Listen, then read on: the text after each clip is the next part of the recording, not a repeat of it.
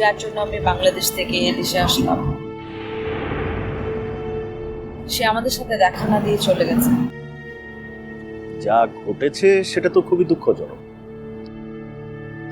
কিন্তু এখানে তো কারো হাত নেই। আছে,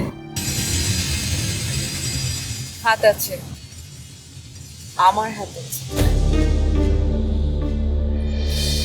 আমার আপুর ধারণা তার পানির সাথে ওষুধ খাইয়ে আমি তার বাচ্চাটা নষ্ট করেছি,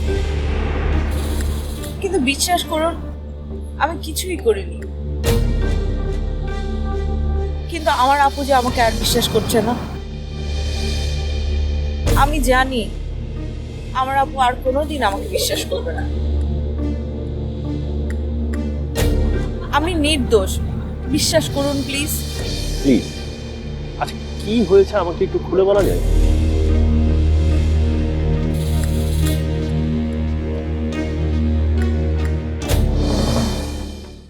তুই যখন আমাকে পানি এনে দিলি, সেই পানির ভিতরে তুই বিষ মিশিয়ে দিসনি? বল।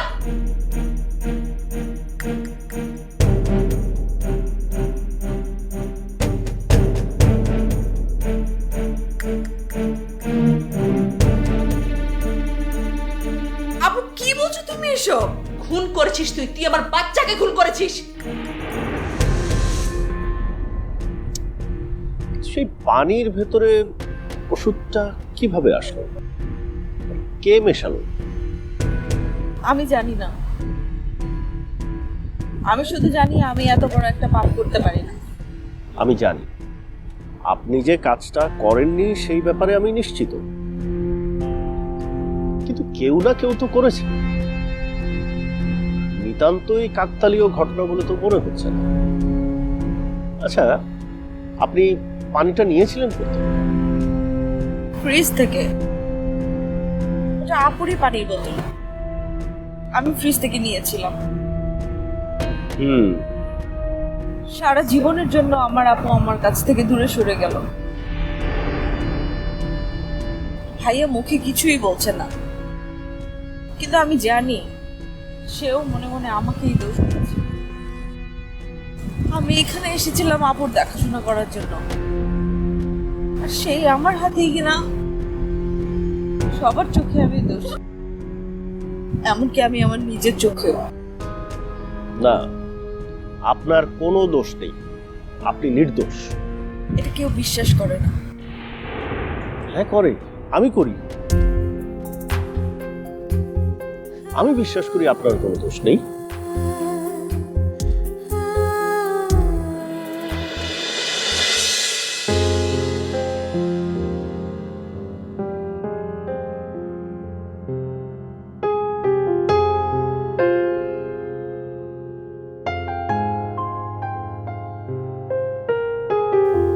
তুমি আজ মেয়েটার সাথে অত কঠিন না হলেও পারতে। আমার মেয়েটা খুব কষ্ট পেয়েছে। কষ্ট যে শুধু একা পাচ্ছে তা তো না, কষ্ট আমি যেমন পেয়েছি তুমিও পেয়েছ। শাসন করাটা খুব বেশি জরুরি, সবকিছুর একটা সীমা আছে। মানছি, তারপরও ছোট্ট একটা মানুষ। ও তো নিজেকে ছোট ভাবছে না, তুমি আমি ভাবলে কি হবে? যাই হোক, তুমি ওর সাথে একটু কথা বলো না,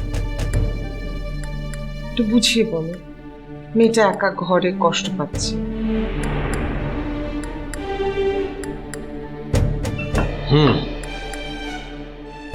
ঠিক আছে, চলো।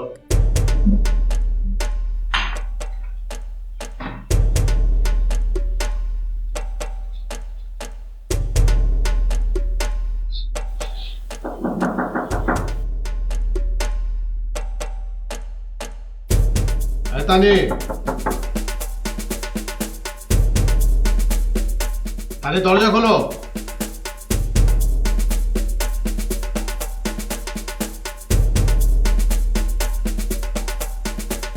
তানি